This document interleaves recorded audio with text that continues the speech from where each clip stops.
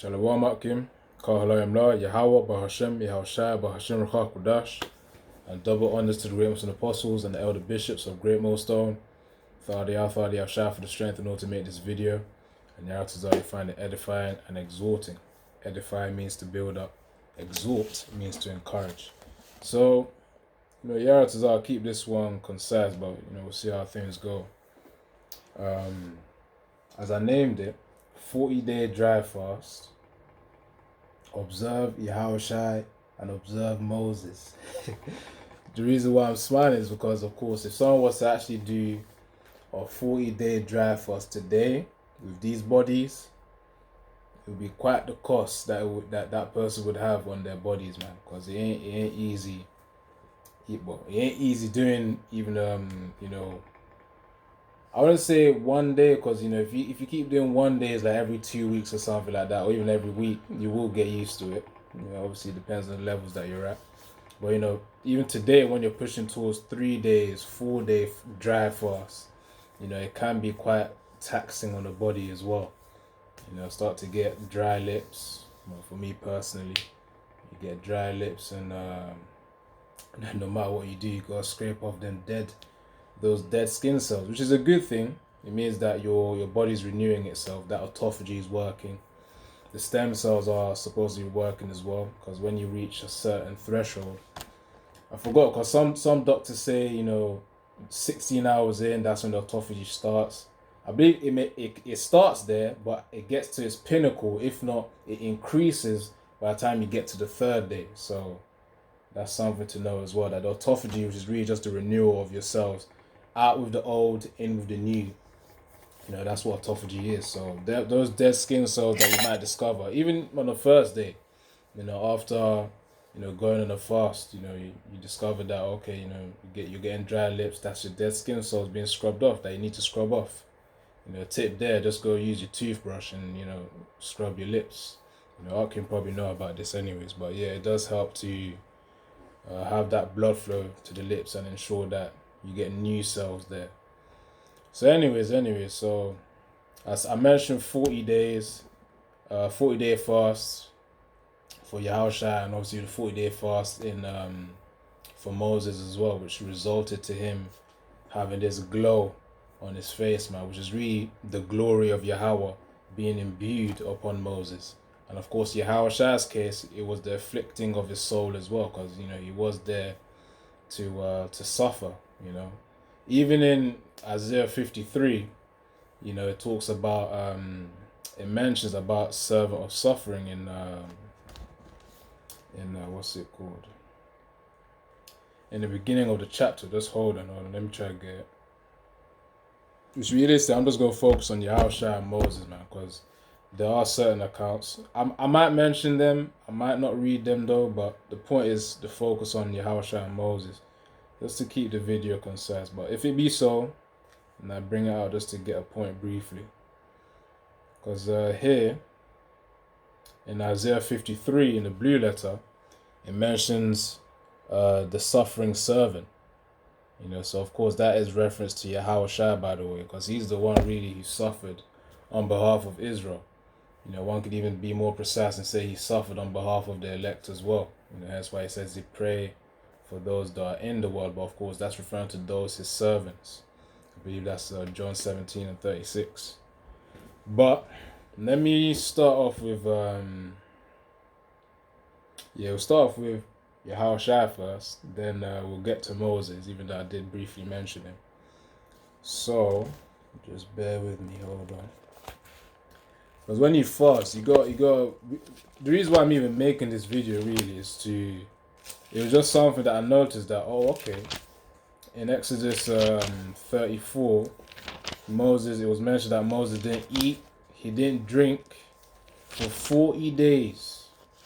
He didn't eat or drink, and that's him working, with the Mosai, saying, all right, write this down, write that down. And obviously that was when he was making the second tablets, because the first tablets, when Israel was worshipping the idol, that whatever, it's an idol. I'm just calling it that. And the idol, the golden calf. Moses got angry and he broke the first ones. So he needed to go back in the mountain again and, of course, create these new tablets. After Israel got punished after that, by the way, Exodus 32 is a good chapter to read about that. What happened when Israel was disobedient and went after other gods.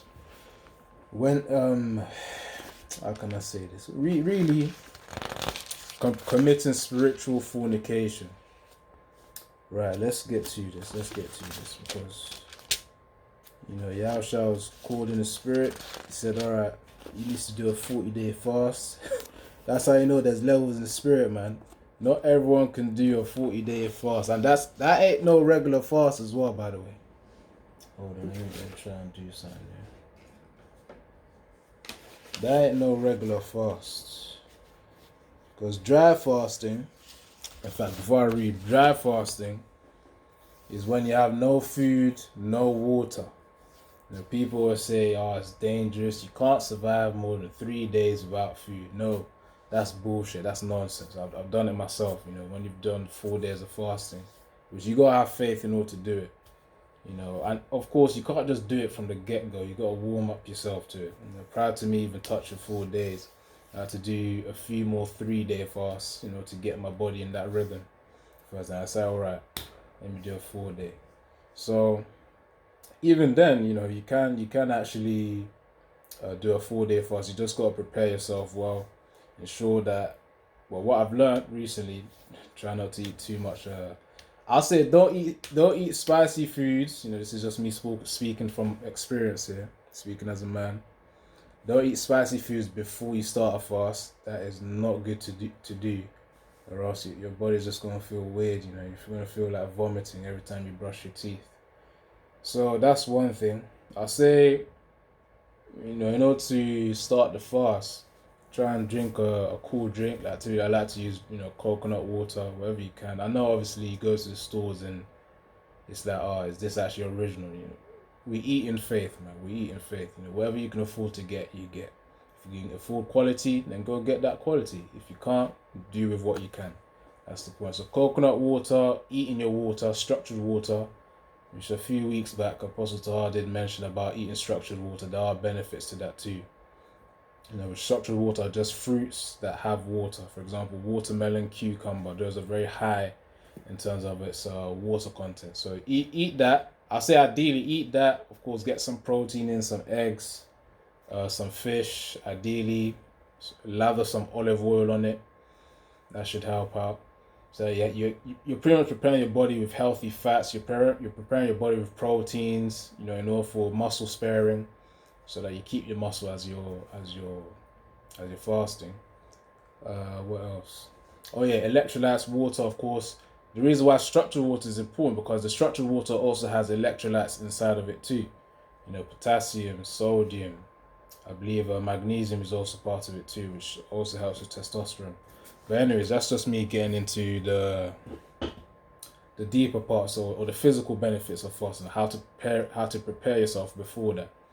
So that is one thing. Coconut water, drink some structured water, and ideally let that be your last meal, man. Just try and do that. You could have some tea as well. You could have some tea. But for me, I like to just cool down my body with some cold coconut water, cold watermelon prior to starting the fast. Then I realize, okay, yeah, I can go for quite a bit here. So how you start it is going to affect how long you can go for as well. But nevertheless, let's read this. So Matthew 4 and verse 1. So that's really the physical side in terms of preparation for a fast. Because there are benefits, not just physically, but there are benefits spiritually as well. And if you got observant eyes, you'll be able to notice these things. So Matthew 4 and verse 1. Then was Yahawashi led up of the Spirit into the wilderness to be tempted of the devil. So, he was led by Yahawashi.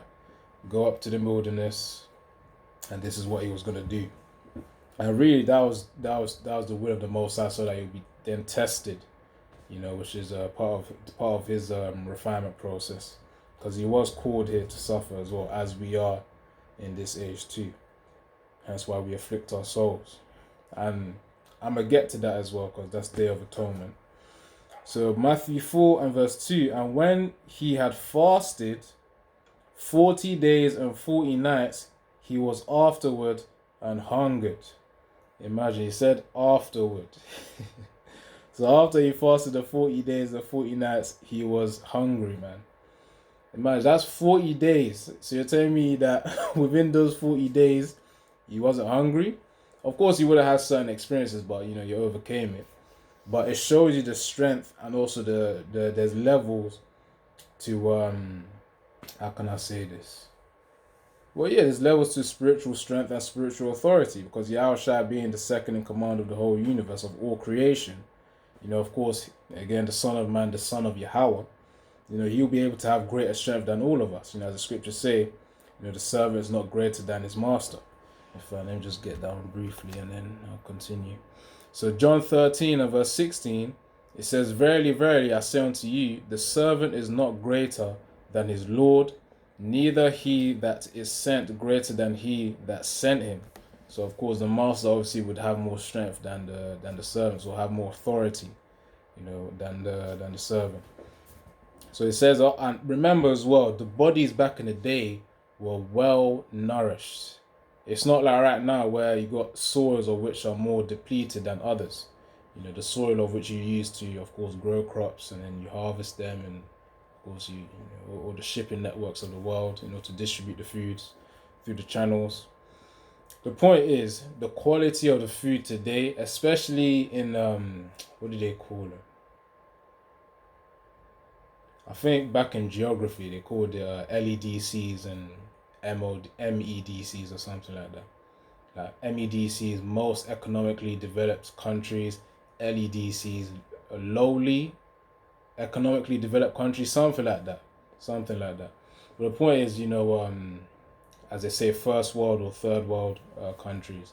So, for example, first world countries, they were lacking as America, UK, maybe France, certain European top countries, Switzerland or whatnot. And then third world, you can liken as, India, Nigeria, obviously the Latin countries as well. Brazil maybe might be considered as a third world country, or lowly economically developed countries, whoever it's supposed to mean. But you should get my point though. So anyways, I don't know how I got to that point there. But yeah, because I was talking about the potency in terms of the nutrients that you can get from the foods, the nutrients from the soil of which would then be imbued within the plants. And if the plants don't get those nutrients, that means when we eat it, we're not gonna get what will actually nourish our body. So I was just mentioning that because back in Yahawashi's days, the food there was still of a high quality standard, man. From even things like bread, the carbs and whatnot, to the fruit, from the water as well, even the water too. It's not like right now where the water nowadays, they ain't got no electrolytes.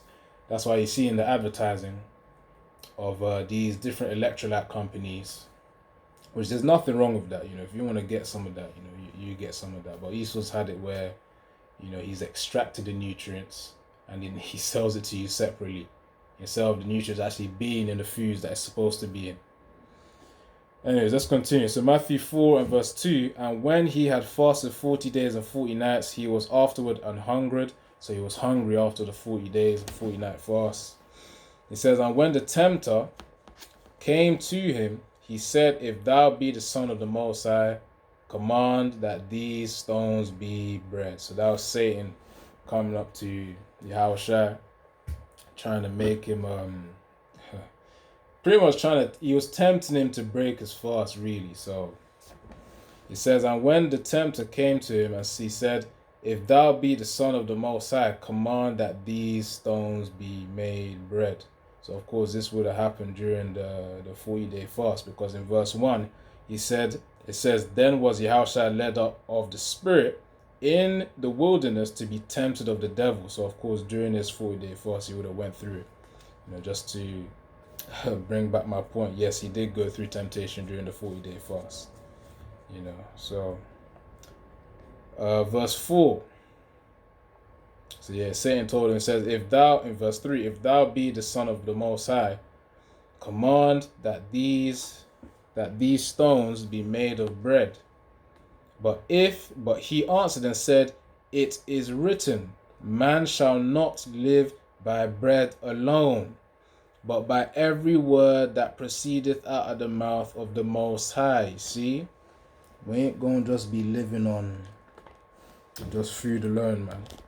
Of course, Jake, unfortunately, is in a state where they're kind of sedated because of the food, which is understandable. But nevertheless, we ought to also have our days where take a little break from eating. So of course, I know people, and if you're in a state where you can't really practice hardcore, dry fast, then you could do a water fast. Do water fasting, but combined with intermittent fasting. There's the 16-8 formula, which I believe is you eat in an 8-hour window, but you fast for a 16-hour window. The easier way to do that is essentially make sure that whatever amount of hours that you sleep for, ideally, which really is different anyways, you sleep according to how much recovery you need. For example, another thing that I did notice on fasting, and Salak, if I keep jumping from place to place from explanations and just to the scriptures, but this is part of the lesson as well, just for anyone who wants to, of course, try these things out. One thing about fasting is if you go far enough. Hold on, I need to check something here. Alright, that's good.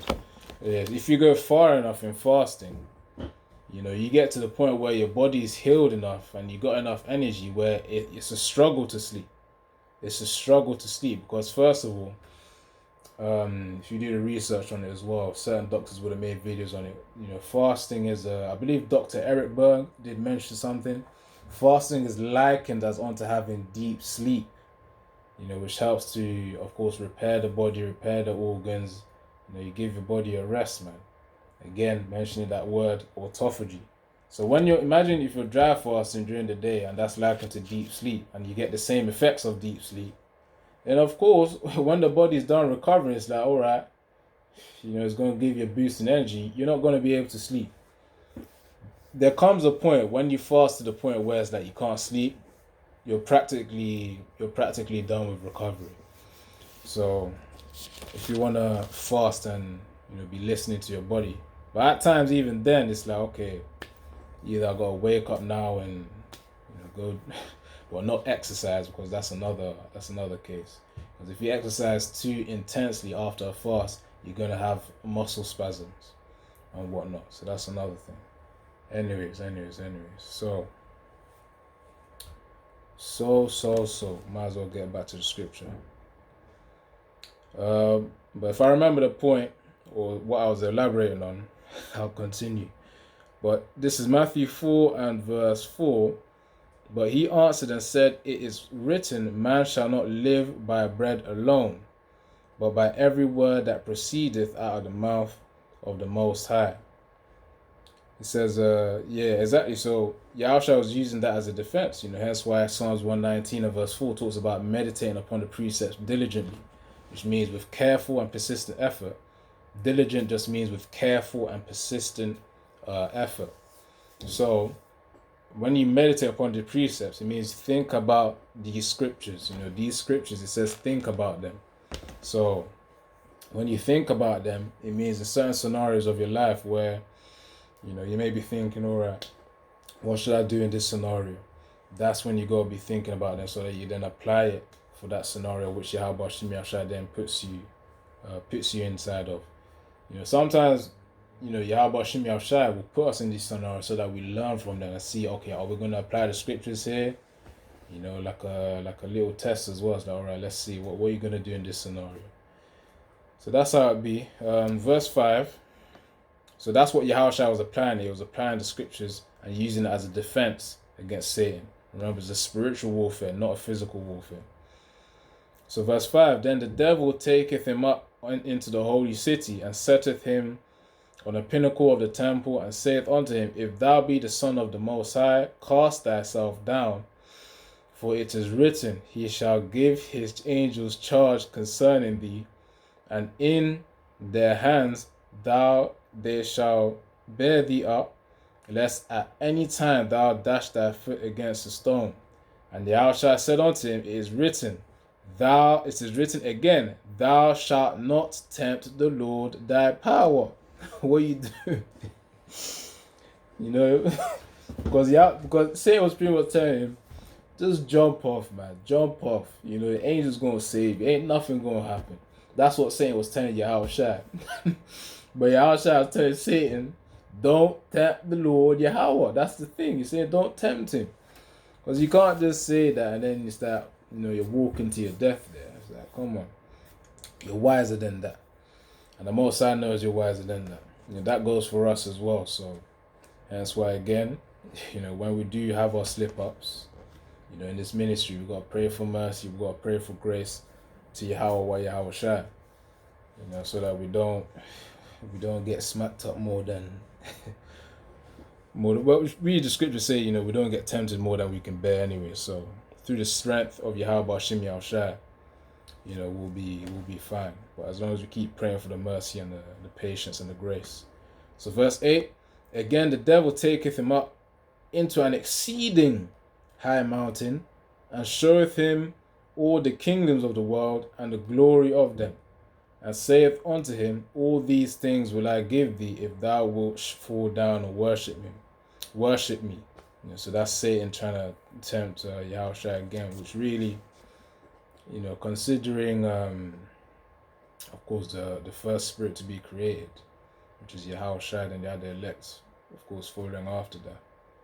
It's that this is a lower level spirit to him, so that's why, with Satan talking all of this nonsense, it's really, how can I say this?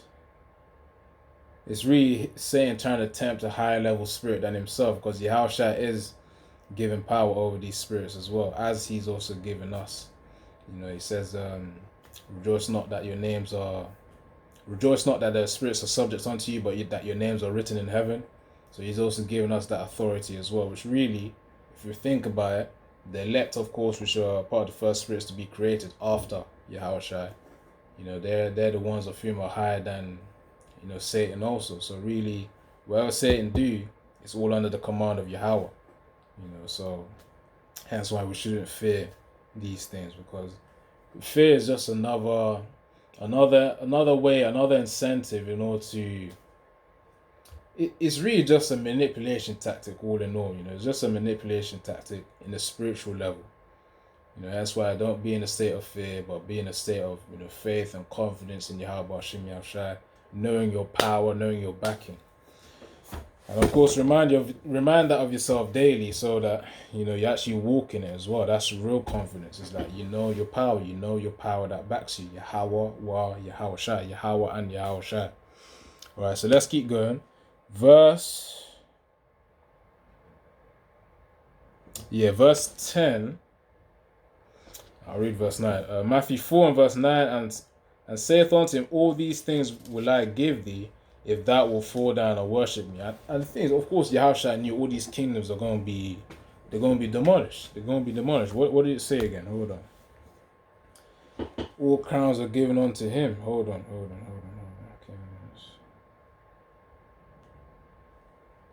Let me see if I can get it.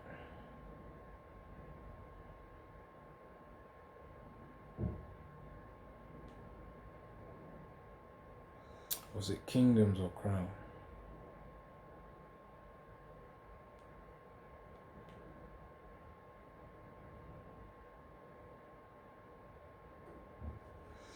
Yeah, just bear with me. Hold on.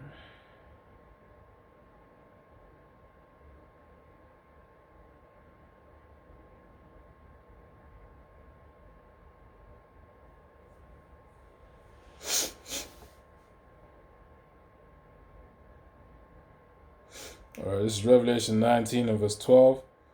It says his eyes were as a flame of fire, and on his head were many crowns, and he had a name written that no man knew but he himself.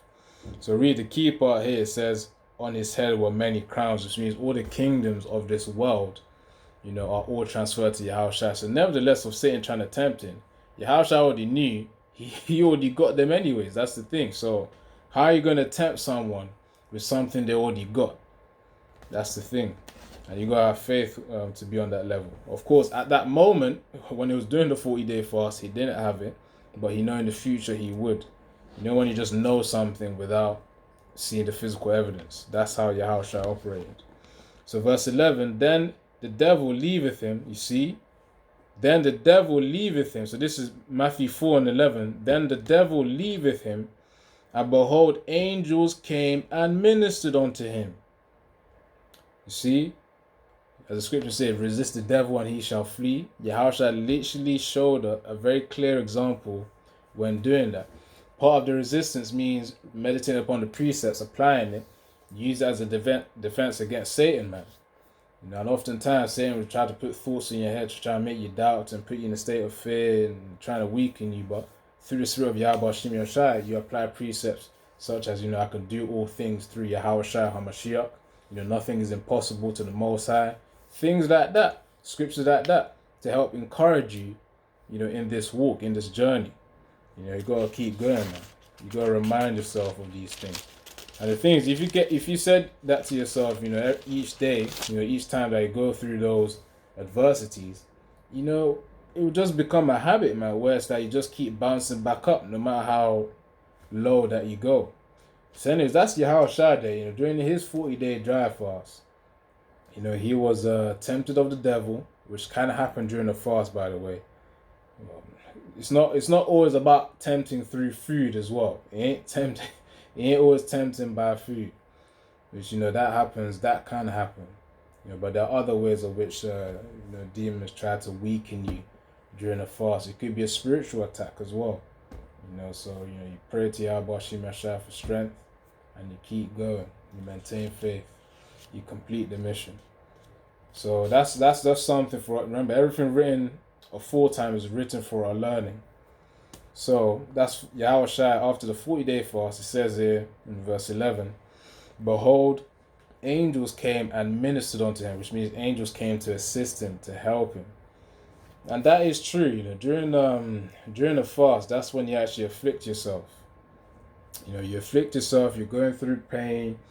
You're in a very low state in the spirit. Well, I say in the spirit. In the spirit, really, you're in a heightened state. But in the flesh, you feel very low. And those of you who have gone through quite an intense fast, whether it be 1 day, 2 days, 3 days, it's all relative to each brother. Or even 4 days for those who can, or more.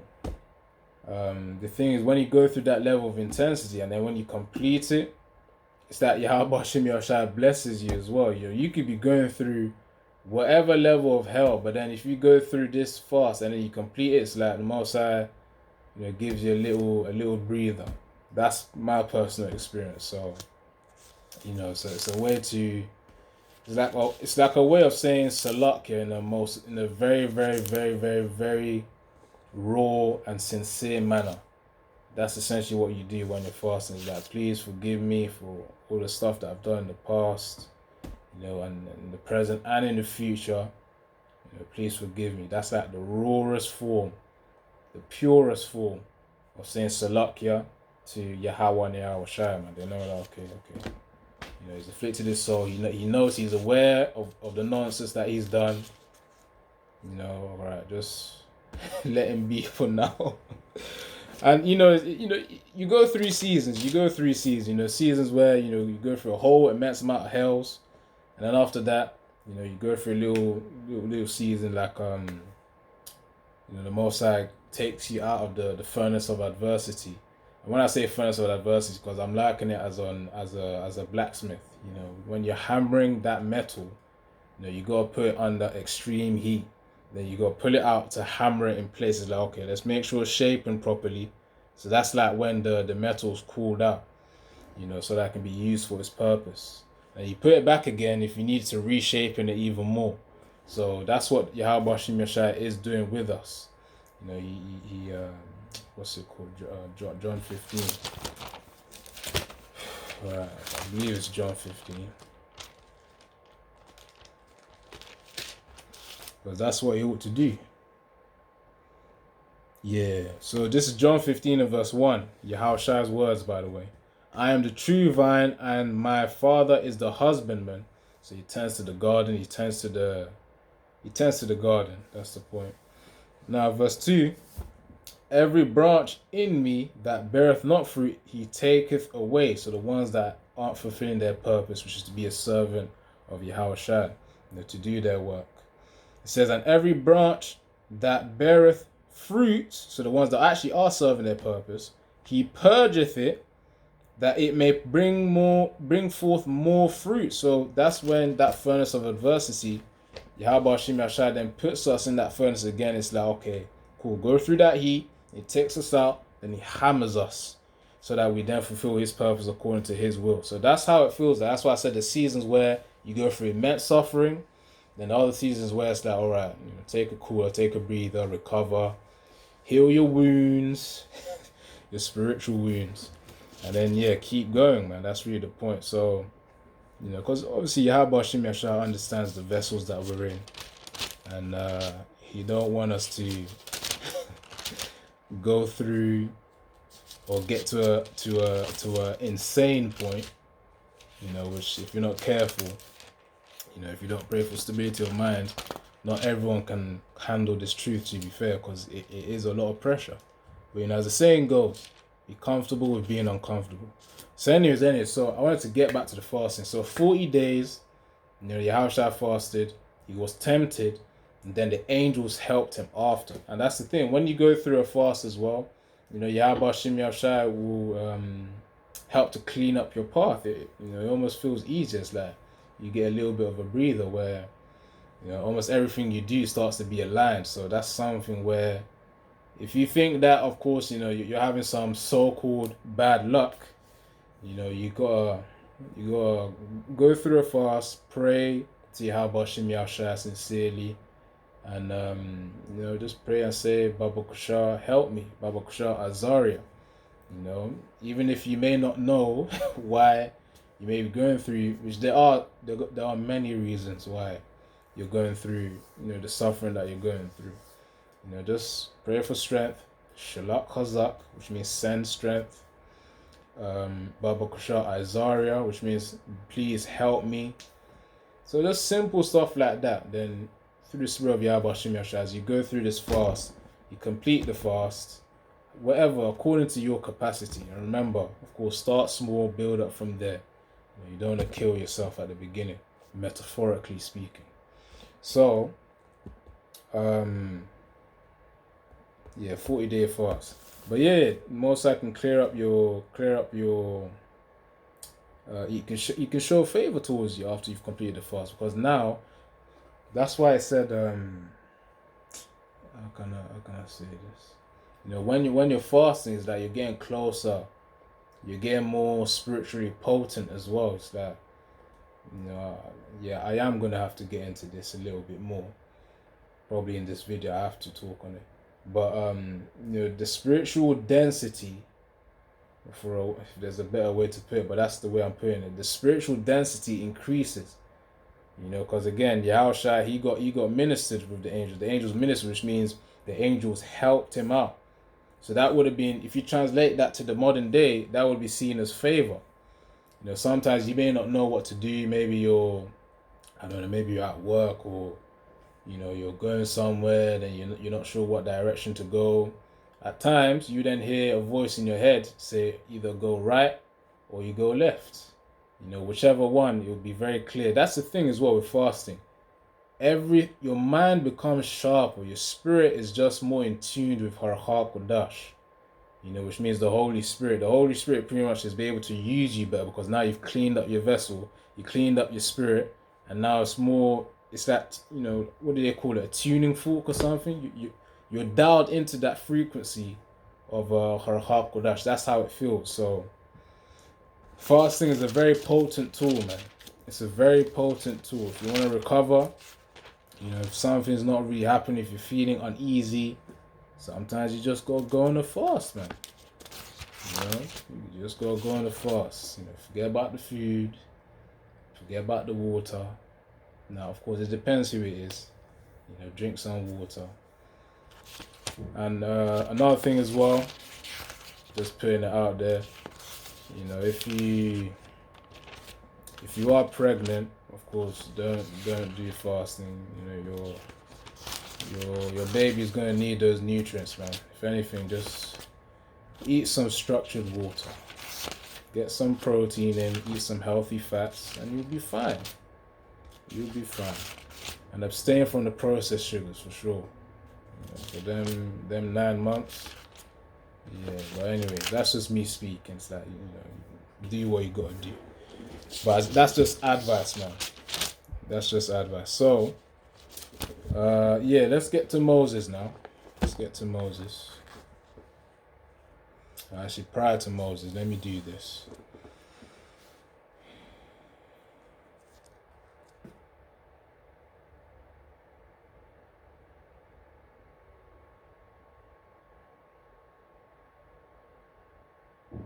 Right, because I mentioned Day of Atonement earlier on. So Leviticus 23 and verse 27. Also on the 10th day of this 7th month. Let me read 26. Leviticus 23 and 26. And the Lord Yahweh spake unto Moses, saying, also on the 10th day of this 7th month, there shall be a day of atonement. Where you go, that's where you clear out your sins, if that's a way to say it. You get the mercy of Yahweh B'Shem Yahawashi, and that's like a way where you placate, you counsel out, you disannul your sins, with Yahweh. So it says, Day of Atonement, it shall be a holy convocation unto you, and ye shall afflict your souls, and offer an offering made by fire unto Yahweh. See, so where it says, ye shall afflict your souls, what does that mean? It says, it means fasting. That's what it means. And typically for, us brothers, when we do the Day of Atonement, it's a 24-hour fast. It's a 1-day fast. And that's a 1-day dry fast. No food, no water. So, that's something. So, when Yahawashi was doing his 40-day dry fast, he was afflicting his soul. That's why he needed help from the angels. And he got ministered. Well, he needed help of, first of all, Yahweh imbued the strength within him to be able to do that. Second of all, after he did a 40-day fast, after being tempted of Satan, then the angels came to help him out and, help him recover and, assist you. And that's, again, speaking of, after you do your fast, after that, things are more, things really, you feel the favor of Yahweh B'Shem Yahawashi even more. I'll say that. Another thing as well, notice from my own personal experience of fasting too, is, again, spiritual density, where it's like people just feel the need to ask you questions, even just simple things like, when I'm going to camp or something, maybe I just finished the fast or about to start one or wherever I'm going. The point is that people just feel a need to, they can trust that, okay, they can ask you a question and then you're going to answer them in terms of, oh, how do I get to this place? How do I get to that place? That's something too. People tend to be more comfortable around you for some reason too. I say for some reason, but the reason is, as you go through that level of fasting, it's like the level of spiritual magnetism is stronger there. So, you people are just comfortable around you. Very comfortable, very calm. People are very, very, very, very calm around you and just comfortable. They just want to be next to you. That's the thing. So don't be surprised if you got individuals moving across from one seat to another in the train. You're gonna see some things, man. So I'm just talking so that if you do whatever kind of fast, these things can happen, man. Spirits are just attracted to you. Demons as well are attracted to you. So you might get some looks in the train or in the bus. You probably start wondering, why is this guy looking at me? Sometimes you're gonna feel someone look at you, and then you're gonna look. You guys are gonna, your eyes are gonna catch each other, for a lack of a better way to say that. you're gonna clock that guy or that girl looking at you, even though you did, as the saying goes, you got eyes at the back of your head, some, metaphorically speaking, symbolically speaking, so that's how it feels sometimes, you gather more, your spirit becomes stronger despite your flesh becoming weaker. So just see it that way, as the flesh becomes weaker, the spirit becomes stronger. You have a clearer mind, you have a sharper mind. You're able to tap into the Holy Spirit more. Another weird thing as well, when during the fast too, sometimes I have those Christians or female on the streets trying to talk to you and whatnot. Sometimes I'm generally not in the mood, man. So I cannot be bothered for this because when you're doing the fast, you just want to be alone and just complete the fast and focus on the work that you got to focus on. That's me being honest. I just want to have my alone time, be in my solitude, focus on the fast, and do whatever I can during that day. I ain't really trying to waste too much time or entertain people because it does. You'll also realize that you'll have shortness of breath, especially if you're walking around a lot as well. But that's only if you've been pumping, because your blood gets thicker as well eventually if you're doing a dry fast. That's why you gotta be careful. You don't exercise when you're dry fasting. So yeah. As I said, another thing was Christians as well. Is like they're more daring in terms of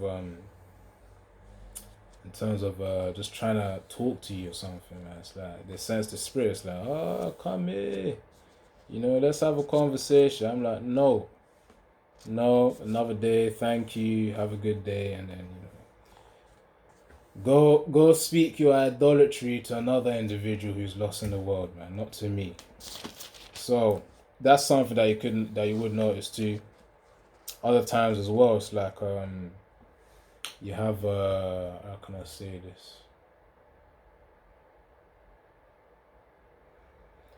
Sometimes the ones who are fasting, and because of the fact that you're fasting as well, it's like you guys are on the same frequency. So sometimes you may attract those type of spirits too. So don't be surprised there if another individual is looking at you. It could be because it's like, oh, you guys are on that same frequency of fasting. So anyways, let's get back to Moses. So that's the Day of Atonement where you afflict your souls. Now let's look at Moses. So just to recap again, Yahawashi, he went 40 days dry fast. He was tempted. And of course he used scriptures as a defense against Satan. After that, he also got helped by the angels. That's the thing. So that's when of course he was led in the spirit to go into the wilderness to fast. See, notice how it says he went into the wilderness. That shows you right there, he needed that solitude to focus, man. He needed that solitude to focus because when you're fasting, I ain't gonna lie to you, you don't want to, you come to a point where you don't really want to talk to anyone. You just want to focus and complete the fast, man. The same way, even not just Yahawashi, he was put in solitude through the spirit of Yahawashi, but also Yahawashi put Yahawashi was put in solitude by Yahawashi. Yahawashi was put in solitude by Yahweh, the Most High. And then for Moses, Yahweh put Moses in solitude whilst he was writing the tablets because he needed him to be in focus. And it's typically in them focus moments, Satan tries to, play with you. So just prepare your mind for that. Whenever you go come to this moment of focus, you want to try and send people to flip and distract you, man. And sometimes you gotta do what you gotta do. I know at times when I'm fasting as well, it's like you still gotta do things with brothers as well. If brothers need help, you gotta help our brothers. So it be what it be. Do what you gotta do, and then recover because it ain't easy being on a fast and going outside and walking and even just talking sometimes get tiring. So anyway, so Exodus 34. Where is it?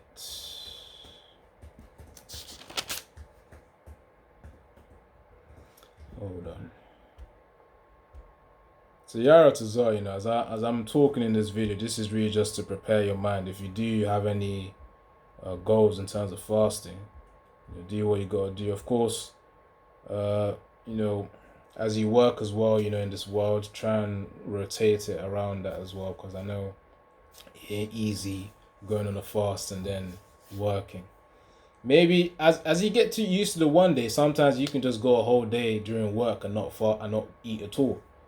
You could do that, or just do intermittent fasting, where during work you don't eat nothing, you just drink some water, and then after that, in the evening when you come back, or in the night when you come back, then you can eat, depending on how it goes. But yeah, just again, I'm not trying to force it on anyone, but just do what you can, depending on what you're facing, because sometimes you could have spiritual troubles, and then you need to sort that out. So you gotta make some contingencies, or some, what's the word? Some trade outs, when it comes to the world. Do what you gotta do. All right. Let's see. So Exodus 34. All right, 34 and verse 28.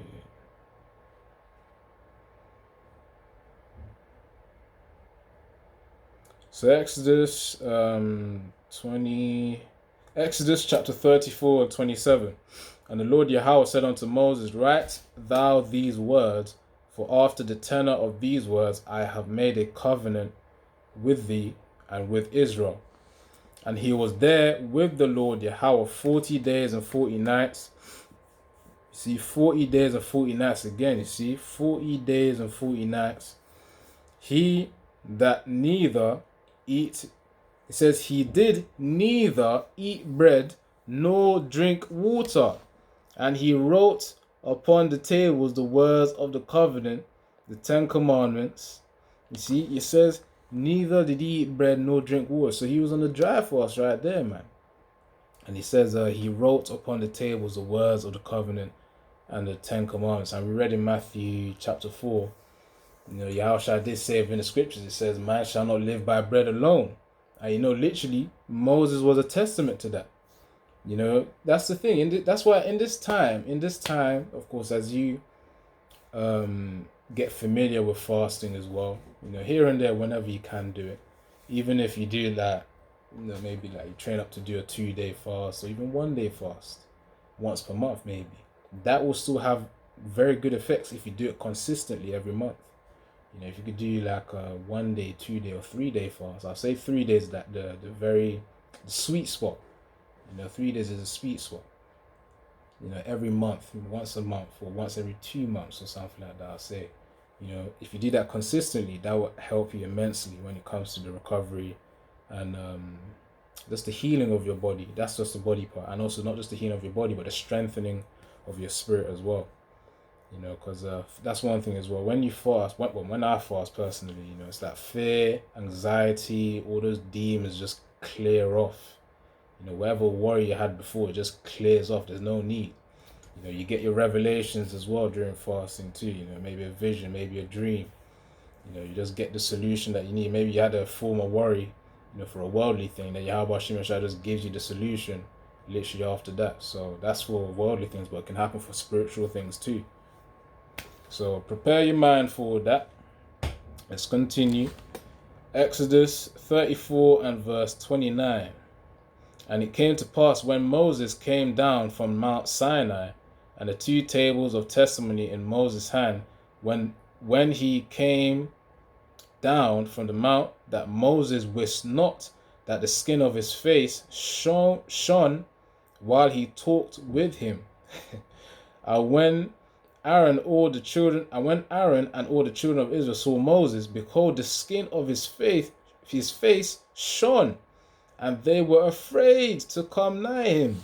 He's probably looking like an angel at that point, because he spent so long with Yahweh that the glory was then imbued. It was upon Moses now. So when Moses came out of the presence of Yahweh, it was his face was shining, it was glowing, man.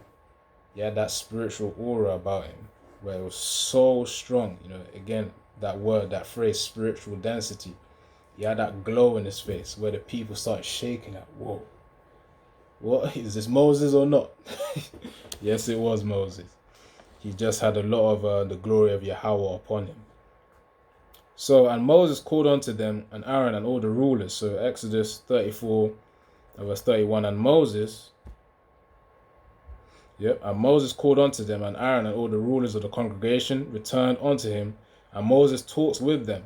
And afterward all the children of Israel came nigh, and he gave them in commandment all that the Lord Yahweh had spoken with him in Mount Sinai. Until Moses had done speaking with them, he put a veil on his face, to cover up that shine, because it's like you can't look Moses in the eye no more, man. imagine having a face like the sun, sun, the sun. You can't look at the sun directly because it's going to blind you. That's the thing. So of course you gotta have the veil. That's a way to perceive that. So verse 34, but when Moses went in before the Lord Yahweh to speak with him, he took the veil off until he came out, and he came out and spake unto the children of Israel that which he was commanded. And the children of Israel saw the face of Moses, that the skin of Moses' face shone, which means it was shining. And Moses put the veil upon his face again until he went in to speak with him. You see, so they feared, man. Is Moses an angel now? Of course, that's not written within the scriptures, but I'm just talking, like, I'm just imagining the reactions. This guy ain't from this world no more. Jake gonna come up with all sorts of statements as soon as Moses came out, man, without the veil. It's like, damn, he went up the mountain and now his face is shining. That would have put fear within Israel as well. They would have put fear. It's like, how can you see all these things that happen, and then it's that you're just gonna disobey your power? That's the thing, man. You can't forget. You can't. That's the thing, man. You can't forget about the works of Yahweh shall upon us, because if you then forget, then you're gonna be leaning towards the path of disobedience. That's why you always gotta remember the works of Yahweh shall. Remember your power. Remember what Yahweh did to us. In order to assist us, in order to help us, in order to nourish us in the spirit. So we always got to remember, again, everything written aforetime is written for our learning. So anyways, man, that's really it, because I just wanted to focus on Moses and Yahawashi. So again, recap. Actually, before I recap, another example, I'm not going to get it, but another example is Acts 10 in Cornelius. Acts 10 and 30 mentions about he fasted until this very hour, which was he fasted 4 days ago to this very hour, which means he did a 4-day fast, and he got a revelation from an angel, to go and meet, which is pretty much setting up a meeting between him and Simon Peter, so that's really the case there. You can get revelations, as I mentioned before, spiritual visions, dreams, and confirmations as well. If you're worrying about something before, or not sure about something, you could go on a fast and you get a confirmation, man. Sometimes it could be however that works, but if you got spiritual eyes, you'll be able to see through. You'll be able to discern the answer. So yeah, you fast more, you become more spiritual, and then I'll say this as well, it compounds.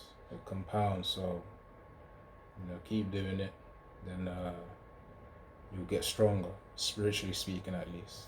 And even physically you will get stronger too, because it helps with recovery. You got some pain or something. And let's say I remember playing football, sometime. I'm not going to talk too much, this is just a final point here as well.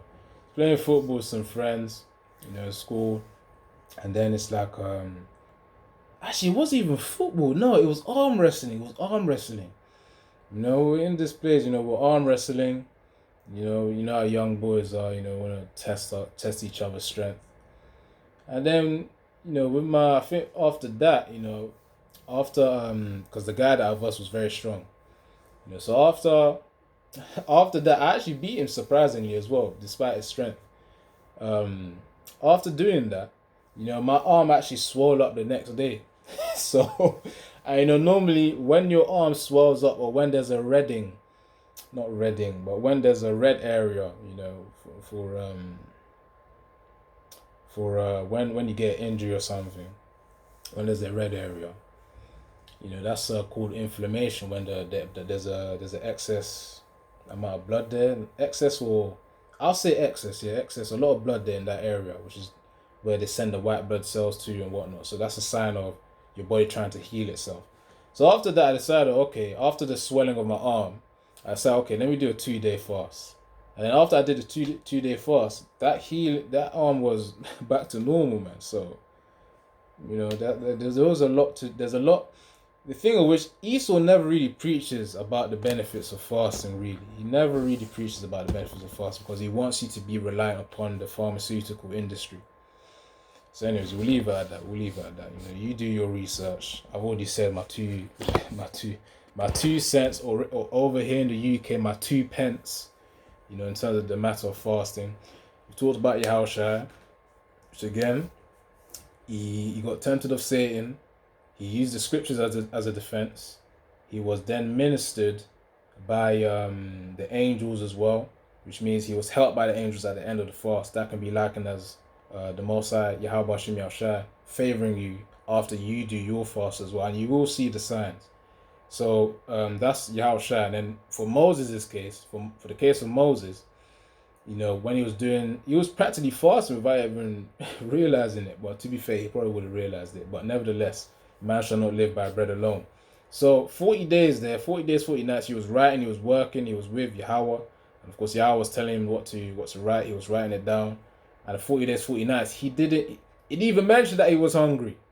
That's the thing. He was eating in the spirit. He was eating, if you want to say that, because he was getting nourished by the Most High. He didn't need food. I remember, angels, demons, they don't need food. They don't eat physical things. They don't need physical necessities. So that's something to think about right there. So when you fast, you're literally becoming more like a spirit. Think about that one.